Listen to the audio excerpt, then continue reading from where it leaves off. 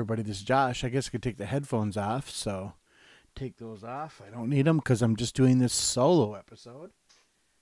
Brian and I are doing some solo episodes, and so they're short ones. They're not too deep, I don't think. I think we're just here kind of talking about stuff and things that are important to us. And I know Brian's had a couple episodes. I've had some.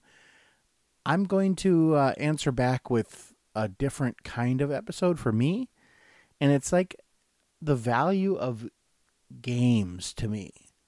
And if you guys listen to our other episodes, you'll understand that I have a gaming collection. I love to play video games. And I also love to play just board games and games like chess. I even play with Brian sometimes, like over Discord. We just play games. Like, I just love to game. And it actually is a very unique and, thing for me. It does. It recharges me. And I wanted to share a little bit of that because maybe sometimes that other people don't understand why I play games so much as how I do. So I'll take you back to way back in the day.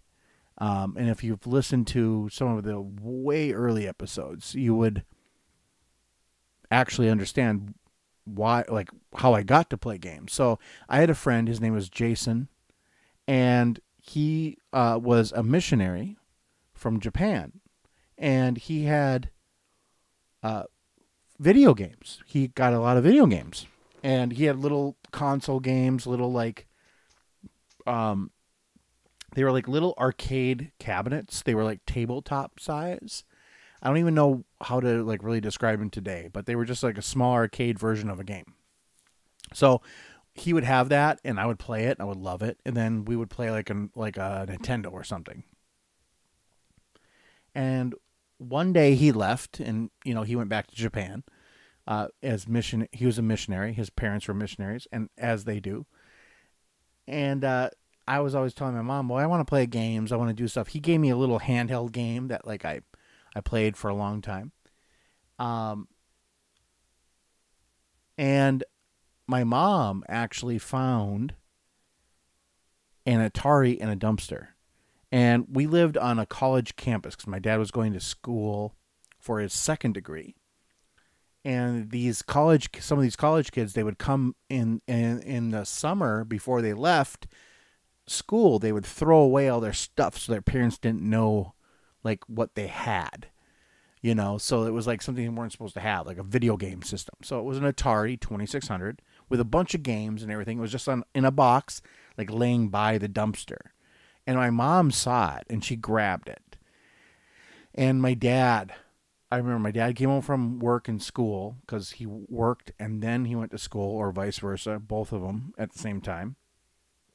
And he got it to work on our TV. I think he had to buy the VHF 3 switch, which is something that I understand younger people don't have any clue. But video games only worked on channel 3. And there was a switch you had to have for it. You plugged it into where the antenna went. And then you would flip the switch and you could play the Atari, for example. So we got that. And we had Asteroids and Missile Command. Those two games to me were Space Invaders. We had in Combat. We had those games. And they were life altering to me. And so I wanted to talk a little bit about why I play games even today. Part of it is because I am a super introverted person. And I know that people that know me might laugh at that and might say oh, no, you're not. I'm actually, I very much am. I expend lots of energy talking to people and doing my everyday stuff. The value of the games for me is it's my recharge time. It's the time by myself. And even now, my wife today, and this is 2023 when I'm recording this, and we've been married almost 22 years or 21 years. She will come up to me and she'll say, do you need to go play a video game? I'm going to let that sink in a little bit. My wife is asking me do I need to go play a video game? It's usually after a long day of work. I come home. I feel the need to spend time with her. And we eat. We talk. Everything. And I think she sees it in my mind where I'm getting maybe irritable, but I'm also getting like headaches. And I just am not myself. And she says, go ahead. It's okay. And to me, that's profound. Like, to find a partner, first of all, I love video games, but to find a partner that says to me, I know this is how you become the best version of yourself. So go do that. Now, it doesn't have to be video games. It can be anything. Do you like to color? Do you like to read? Do you like to watch movies? Because movies is something I love to watch too. And I do that when I'm really overwhelmed. I'll watch a movie and I think I like the action of it. And then I also like the rest parts. I don't want to take too long up in this episode, but really what this episode was really about was me telling you the value of games to me, which is my recharge point. And if you're like me, or even like anybody, you have a recharge point.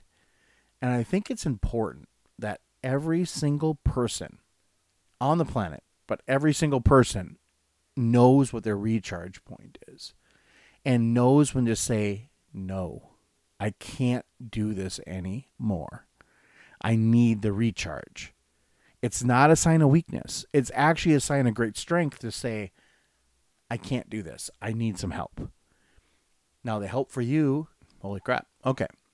So the point for you might be, I'm going to go play some games, or I'm going to read a book, or I'm going to go for a walk.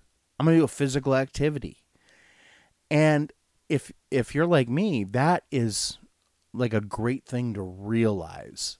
And I think with this episode, what I want people to do is kind of realize what recharges you. I shared some of the things that recharge me and why it recharges me. And maybe that will kind of get your mind thinking to why the recharge is important and also what recharges you. Until next time, this is Josh for Curiosity Continued.